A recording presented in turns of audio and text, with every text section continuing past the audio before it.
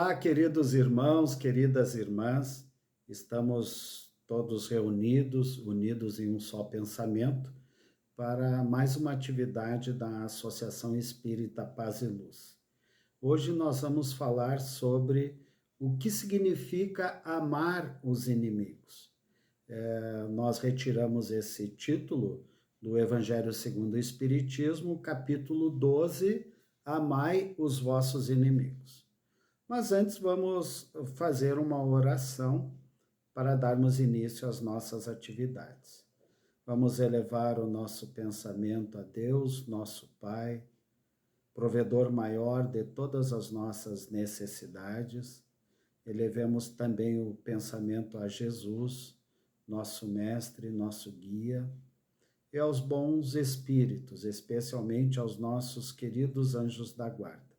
Agradecendo a Deus por mais um dia de vida, agradecendo a Deus por mais uma oportunidade de viver e ser feliz. Muito obrigado, Senhor, por todas as oportunidades que o Senhor nos dá para nós nos melhorarmos a cada dia que passa, fazendo o bem, fazendo a caridade, sem olhar a quem. Ajuda-nos, Senhor, protege-nos de todos os perigos, de todos os males. Abençoa todos os lares terrenos, Senhor. Em teu nome, em nome de Jesus e dos bons espíritos, nós iniciamos as nossas atividades de hoje. Que assim seja. Então, queridos irmãos, nós resolvemos trazer esse tema, o que significa amar os inimigos, é uma pergunta, não é? Por quê? Porque no Evangelho de Mateus e no Evangelho de Lucas, Jesus nos disse algumas coisas que nós devemos procurar o real significado das palavras de Jesus. Então vamos primeiramente para o Evangelho de Mateus. Jesus diz assim, ouvistes o que foi dito, amareis o vosso próximo e odiareis os vossos inimigos. Eu, porém, vos digo, amai os vossos inimigos, fazei o bem aos que vos odeiam, e orai pelos que vos perseguem e caluniam, a fim de serdes filhos do vosso Pai que está nos céus, e que faz se levante o sol para os bons e para os maus, e que chova sobre os justos e os injustos. Porque, se só amardes os que vos amam, que recompensa tereis? Os publicanos também não procedem dessa maneira?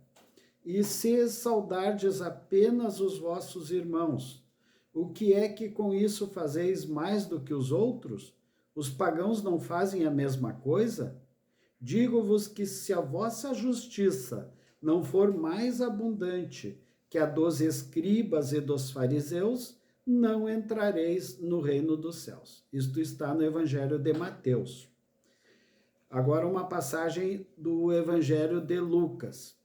Se somente amardes os que vos amam, que recompensa tereis, uma vez que as pessoas de má vida também amam os que as amam? Se somente fizerdes o bem aos que vô-lo fazem, que recompensa tereis, já que as pessoas de má vida fazem a mesma coisa? Se só emprestardes àqueles de quem possais esperar o mesmo favor, que recompensa tereis, visto que as pessoas de má vida se entreajudam dessa maneira para obter a mesma vantagem? Mas, quanto a vós, amai os vossos inimigos, fazei o bem a todos e emprestai sem esperar coisa alguma. Então, muito grande será a vossa recompensa, e sereis filhos do Altíssimo, que é bom para os ingratos e até para os maus. Sede, pois, cheios de misericórdia, como cheio de misericórdia é o vosso Deus. Essa é a passagem do Evangelho de Lucas. Então, temos aí duas passagens do Evangelho de Mateus e do Evangelho de Lucas, onde Jesus nos diz que nós devemos amar os nossos inimigos, que nós devemos retribuir o mal com o bem, que nós devemos ajudar os inimigos. Então, nós temos que analisar essas palavras de Jesus, analisar o sentido profundo que está no ensinamento do Cristo, quando ele nos manda amar os nossos inimigos. Jesus já havia nos falado em amar a Deus acima de tudo e ao próximo como a nós mesmos. Né? Mas ele em nenhum momento ainda havia falado que nós deveríamos amar os nossos inimigos. Se bem que amar o próximo como a si mesmo está implícito, que esse próximo pode ser amigo, pode ser inimigo, pode ser uma pessoa neutra. Mas ele foi mais enfático, dizendo que nós deveríamos amar os nossos inimigos. E o que significa amar os inimigos? É isso que nós vamos tratar no dia de hoje. Evidentemente que não se pode ter para com o inimigo a mesma ternura que se dispensa a um irmão, a um parente, a um amigo. Né? Não temos condições de ter essa mesma ternura, porque a ternura pressupõe confiança. Então, ninguém pode ter confiança numa pessoa sabendo que esta lhe quer mal. Isso é certo. Né? E ninguém pode ter para com o seu inimigo expansões de amizade, já que o inimigo pode abusar dessa atitude. Allan Kardec nos diz que entre pessoas que desconfiam uma das outras, não pode haver essas manifestações de simpatia que existem entre as que comungam das mesmas ideias. Né? Enfim, ninguém pode sentir em estar com o inimigo prazer igual ao que se sente em estar com um amigo, com uma pessoa que comunga, né, das mesmas ideias que nós, que tem pontos de vista parecidos com o da gente, né, que tem afinidades conosco. Né? Então, as pessoas que gostam de nós e as que nós gostamos, nós sentimos um grande prazer em estar com elas, né? Em compartilhar momentos com essas pessoas. Né? Já com relação a um inimigo, ninguém, obviamente, vai sentir prazer em estar na presença de um inimigo. É natural. Né? E Allan Kardec nos coloca mais, que esse sentimento, né, ele resulta de uma lei física, a da assimilação e da repulsão dos fluidos. Na época do Kardec, eles usavam muito a expressão fluido, que é sinônimo de energia. Né? Então, nós, na presença de um inimigo, de uma pessoa que não gosta de nós sentimos aquela energia daquela pessoa, aquela energia má, né? De ódio, de rancor, de mágoa daquela pessoa. Nós não nos sentimos bem na presença de um inimigo, evidentemente, porque essa pessoa, né, ela vibra negativamente na nossa presença. Né? Nós despertamos nela fluidos negativos. Né? Ela nos deseja o mal, apesar de que nós, né, não o desejemos, né? Não desejemos o mal para aquela pessoa, mas aquela pessoa de má índole, que se julga nosso inimigo, nos deseja o mal. Então ela emite fluidos, né? Energias negativas para conosco. E a gente sente esses fluidos, né? E sente a repulsão, né, daquela pessoa. Já na presença de um amigo, os fluidos ou energias são exatamente o contrário, são boas energias, bons eflúvios. Né?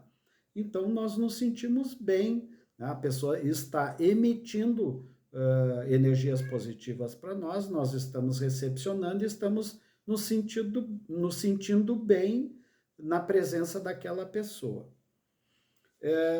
Allan Kardec nos diz mais, que amar os inimigos não é, portanto, ter por eles uma afeição que não está na natureza, visto que o contato de um inimigo nos faz bater o coração de modo muito diverso do seu bater ao contato de um amigo. Quando estamos na presença de alguém que a gente gosta e que essa pessoa gosta de nós, o nosso coração se enche de alegria, né? Ao contrário, se estamos na presença de um inimigo, tá?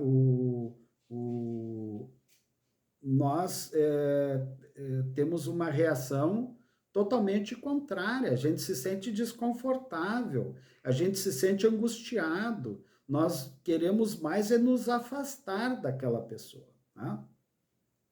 Aqui cabe uma pergunta, né? Quem de nós não tem inimigos? Você tem inimigo? O seu inimigo é oculto ou é inimigo declarado? Você sabe quem são os seus inimigos? Ou quem é o seu inimigo? O seu inimigo é encarnado ou desencarnado? A propósito dos inimigos desencarnados, nós falaremos sobre isso em uma outra oportunidade, porque hoje nós ficaremos apenas com os inimigos encarnados, aquelas pessoas que estão vivas, que estão vivendo no presente momento conosco e que nos fizeram alguma maldade, que nos prejudicaram, né?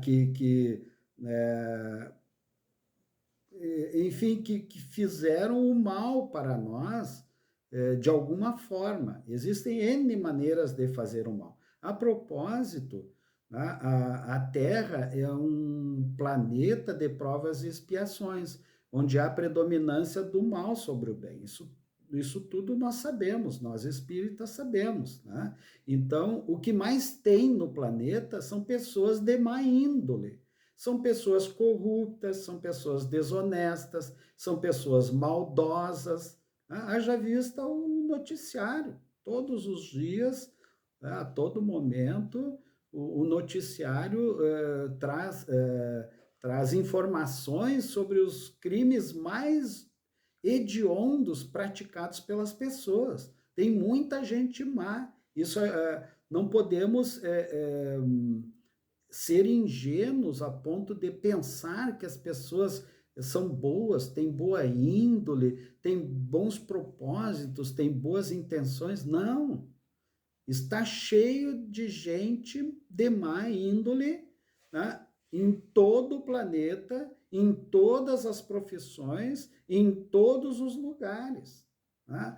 As pessoas boas, de boa índole, são minoria. A maioria é formada de pessoas más. E essas pessoas más, quando desencarnam, quando morrem, vão para o plano espiritual e a maioria, a grande maioria, não muda, continua má, né? O invejoso, que era invejoso aqui na Terra, quando vivo, no plano espiritual, desencarnado, vai continuar invejoso, né? O assassino, aqui na Terra, vai continuar sendo assassino no plano espiritual, né? As coisas não mudam de uma hora para outra, né? Então, Jesus, obviamente, não quis nos dizer, né, para nós termos a mesma ternura, o mesmo afeto com os inimigos que nós temos para com os nossos amigos, com os nossos parentes que nós gostamos. Tem também inimigos entre os nossos parentes, né? Tem pai odiando filho, filho odiando pai, irmãos se odiando, né? Parentes se odiando, tem, mas não tem só no seio da família inimigos, não temos só no seio da nossa família inimigos, né? É privilegiado aquele que não tem inimigos no seio da família, né? Nós podemos ter inimigos no ambiente de trabalho, podemos ter inimigos na nossa vizinhança, né? Podemos ter inimigos fortuitos, né? No trânsito, né? Dirigindo, a gente pode fazer uma inimizade, né? Existe mil formas de se fazer um inimigo. E geralmente essas pessoas de má índole são as mais suscetíveis, né, de fazer inimizades. As pessoas de má índole têm muitos inimigos, né? Então nós podemos ser um inimigo desse tipo de pessoa. Então não podemos ter para com os inimigos a mesma ternura, a mesma afeição, o mesmo amor que temos para com os nossos amigos. Muito bem. Então, o que significa amar os inimigos? O próprio Allan Kardec nos explica, nesse capítulo 12, que amar os inimigos é não lhes guardar ódio, nem rancor, nem desejo de vingança. Isso é o principal. Não guardar ódio, nem rancor, nem desejo de vingança pelo mal que essas pessoas nos fizeram ou nos fazem. Segundo, é perdoar-lhes sem segundas intenções e incondicionalmente o mal que nos causem. Então aí entra o perdão, que é uma das formas de se fazer a caridade, o perdão das ofensas, né? Terceiro, é não opor nenhum obstáculo à reconciliação. Isso é importante, né? Porque se surgir uma oportunidade de nós nos reconciliarmos com o inimigo, vamos aproveitar essa oportunidade. Muitas pessoas até vão em busca dessa oportunidade, né? Forçam o encontro para tentar se reconciliar com o seu inimigo. É desejar-lhes o bem e não o mal. Isso é importante, né? Nós não podemos, né, só porque a pessoa é nossa inimiga, nós não podemos lhe desejar o mal, temos que lhe desejar o bem, somente coisas boas.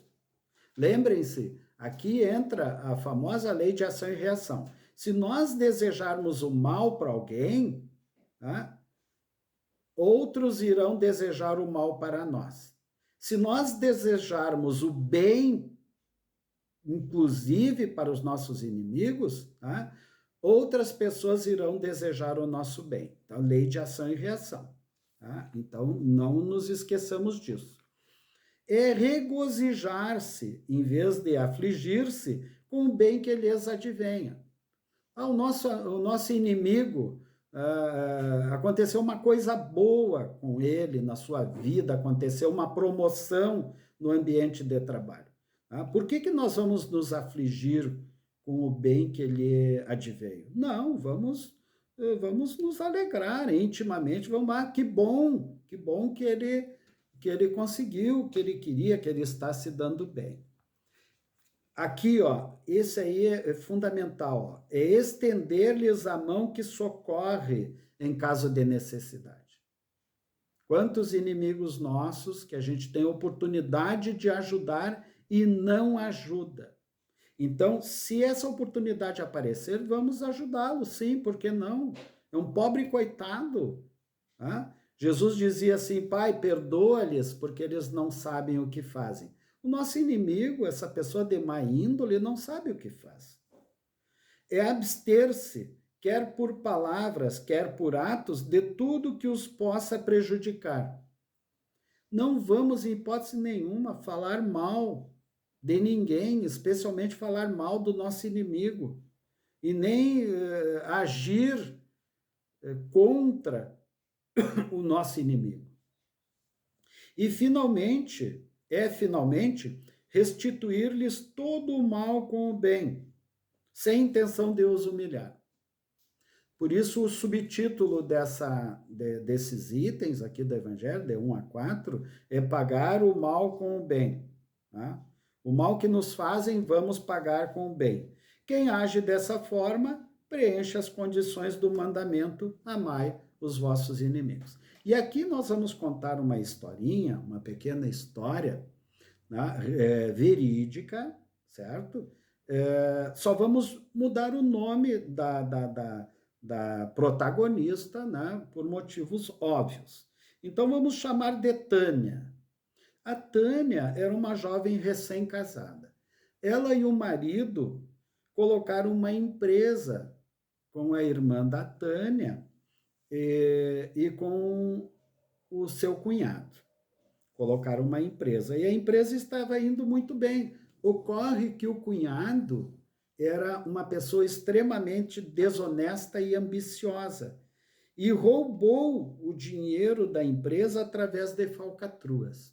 Roubou, limpou o caixa da empresa, limpou as contas bancárias da empresa.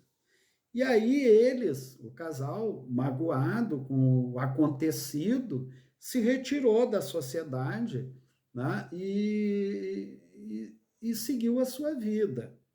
E o cunhado e a irmã tocaram o negócio e enriqueceram. Ela e o marido nunca perdoaram a traição do cunhado. E o marido acabou morrendo, depois de uma certa idade, com problemas cardíacos, infarto do miocárdio.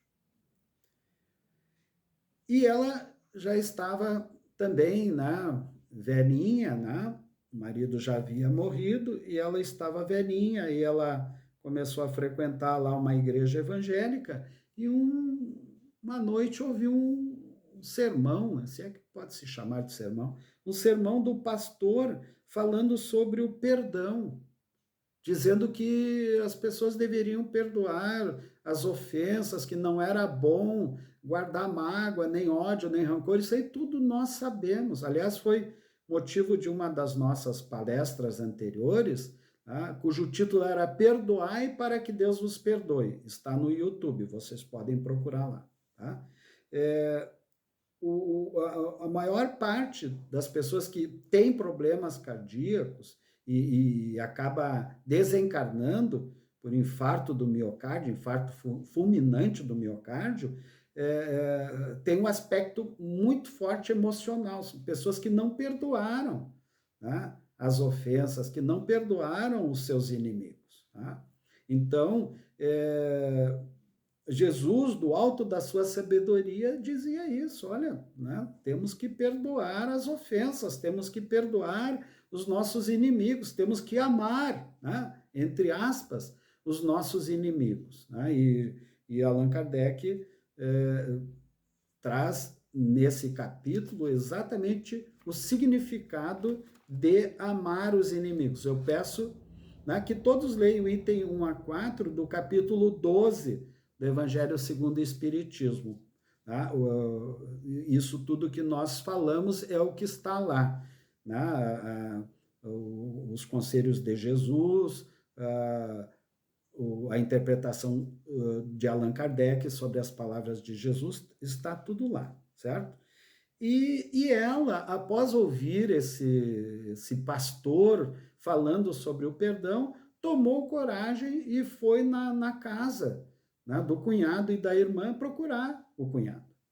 Tá? E lá chegando, né, apesar de todo o constrangimento ali, ao ver a figura do seu inimigo e ele também, né, ao ver a cunhada, né, ela pediu perdão, ela foi lá e pediu perdão a ele. Olha, tu me desculpa se eu te fiz alguma coisa, né? Eu também te perdoo, né, pelas coisas ruins né, que tu fizeste naquela época da nossa juventude, nós estávamos recém-casados, né? Eu te perdoo, tu não me deve nada, né? Eu espero não te dever nada. E tiveram essa conversa, uma conversa franca, né? Uma conversa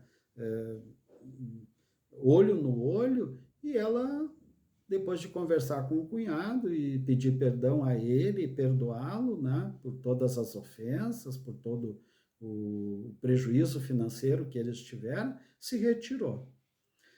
Não demorou uns 2, 3 anos e a firma do cunhado e da irmã faliu, tá? E eles ficaram com uma série de dívidas, responderam ações na justiça, tiraram praticamente tudo deles, eles perderam tudo, tá? E estavam passando até fome. E uma das irmãs da Tânia, né, ficou sabendo das grandes e graves dificuldades que a outra irmã estava passando e falou para a Tânia: olha, fulana, nossa irmã, está passando até fome, eles perderam tudo. E aí elas começaram a ajudar esse casal, né?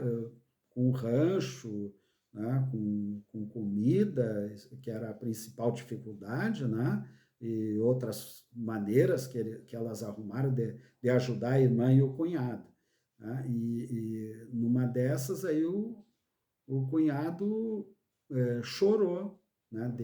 De emoção ao ver a sua antiga desafeta ajudando até com comida, né? Então, a Tânia fez exatamente o que o Kardec falou para fazer, né? Inicialmente ela guardava ódio, guardava rancor e talvez até desejo de vingança. Ao ouvir o pastor, né, poderia ser num centro espírita, poderia ser no Paz e Luz, poderia ser uma palestra nossa no YouTube, enfim, mas, né, todos os que trabalham no bem são bem-vindos, né? Ela perdoou sem segundas intenções e incondicionalmente o mal que essa criatura lhes fez. Não opôs nenhum obstáculo à reconciliação, pelo contrário, foi em busca da reconciliação, né? Estendeu a mão para o casal que estava passando até fome, tá? E finalmente restituiu todo o mal que aquela criatura havia lhe feito com o bem, e sem a intenção de os humilhar. Então, a Tânia, né, realmente colocou em prática os conselhos de Jesus. Amai os vossos inimigos, né? Então, queridos irmãos, queridas irmãs, nós espíritas, né, nós temos essa visão do todo, temos um ponto de vista diferente dos demais, né? Não somos melhores do que ninguém, mas nós sabemos que nós tivemos muitas encarnações, né, no nosso passado, né? Sabemos que nós vamos ter muitas outras daqui por diante, sabemos que nós vamos desencarnar, nós vamos voltar para o plano espiritual, né? Nós vamos seguir a nossa vida, a nossa trajetória de espírito imortal, tá? Então, nós somos espíritas cristãos, né? Nós seguimos as recomendações de Jesus. Nós sabemos quem é Jesus. Jesus, como diz o Livro dos Espíritos, na questão 625, Jesus é o nosso modelo e guia da humanidade. Todos nós espíritas sabemos. Então, tudo o que Jesus disse, nós temos que procurar colocar, né, em prática, em nossas vidas, em nosso dia a dia. Então, se ele mandou amar os inimigos, é sinal de que Jesus, que sabe das coisas, sabe o que estava dizendo, né? E Allan Kardec só confirma, corrobora todas as palavras de Jesus, especialmente nesse capítulo 12, cujo título é Amai os vossos inimigos, né?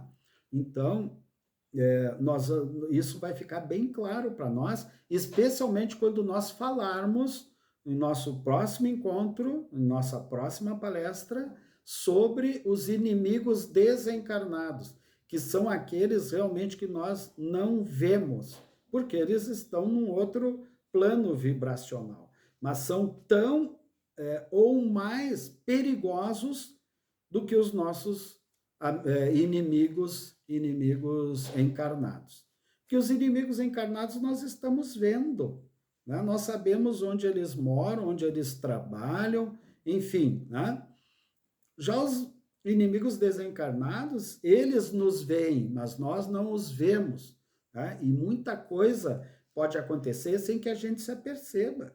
A gente pode estar sofrendo um processo de obsessão, tá? Por ter um inimigo desencarnado e por não ter perdoado, né? Quando poderia ter perdoado, por não ter ajudado a criatura que nos ofendeu, a criatura que nos prejudicou. Nós não fomos misericordiosos, né? E as mais das vezes nós pagamos um preço muito alto pela falta de perdão, pela falta de misericórdia. Mas esse é um assunto que nós vamos conversar com os queridos irmãos e irmãs mais detalhadamente na nossa próxima palestra, certo? Um grande abraço a todos, né? Tenham um bom dia, fiquem com Deus, fiquem com Jesus e se cuidem, tá? Usem máscara, evitem aglomerações, tomem todos os cuidados com a higiene pessoal, porque, né, o vírus está aí e está matando. Um grande abraço a todos, que Deus nos proteja de todos os perigos, de todos os males, que assim seja.